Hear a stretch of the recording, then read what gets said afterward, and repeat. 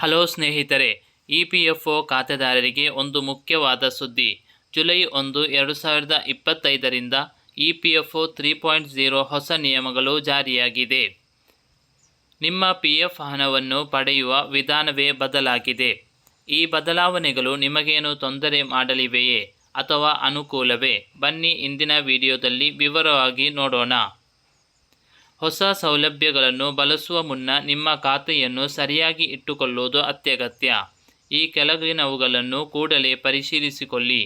EPFO ಖಾತೆಗೆ Aadhaar link ಆಗಿದೆಯೇ ಎಂದು ಚೆಕ್ ಮಾಡಿ. ಬ್ಯಾಂಕ್ ಖಾತೆಯನ್ನು ಇಪಿಎಫ್ಒ ಪೋರ್ಟಲ್ಗೆ ಜೋಡಿಸಿ. ಅದು ನಿಮ್ಮ UPI ಐಡಿಗೂ ಲಿಂಕ್ ಆಗಿರಬೇಕು. ಆಧಾರ್, ಪಾನ್ ಕಾರ್ಡ್ ಮತ್ತು ಇಪಿಎಫ್ಒ ದಾಖಲೆಗಳಲ್ಲಿ ಹೆಸರು, ಹುಟ್ಟಿದ ದಿನಾಂಕ ಒಂದೇ ಇದೆಯೇ ಎಂದು ಖಚಿತಪಡಿಸಿಕೊಳ್ಳಿ. ಡಿಜಿಲಾಕರ್ನಲ್ಲಿ ರಿಜಿಸ್ಟರ್ ಆಗಿ. ಇಪಿಎಫ್ಒ 3.0 ತಂದಿರುವ 4 ಪ್ರಮುಖ ಬದಲಾವಣೆಗಳು. UPI ಮೂಲಕ ಹಣ ವಿಡ್ರಾ. ಇನ್ಮುಂದೆ UPI ಆಧಾರಿತ ATM ಅಥವಾ ಆ್ಯಪ್ಗಳ ಮೂಲಕ ನಿಮ್ಮ PF ಹಣವನ್ನು ಸುಲಭವಾಗಿ ಹಿಂಪಡೆಯಬಹುದು.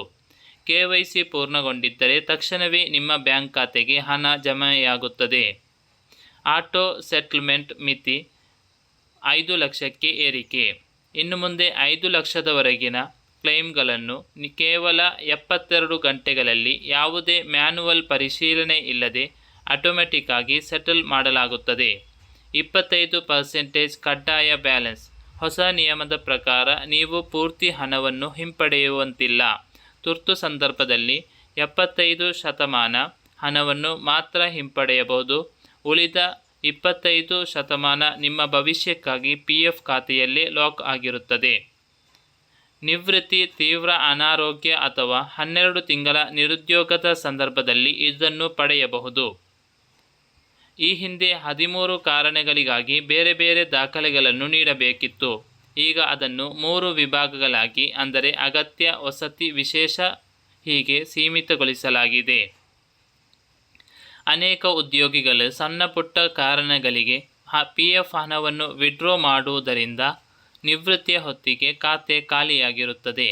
ಆರ್ಥಿಕ ಭದ್ರತೆಯನ್ನು ಕಾಪಾಡಲು ಮತ್ತು ಡಿಜಿಟಲ್ ಅಪ್ಗ್ರೇಡ್ಗಾಗಿ ಈ ಬದಲಾವಣೆಗಳನ್ನು ತರಲಾಗುತ್ತಿದೆ.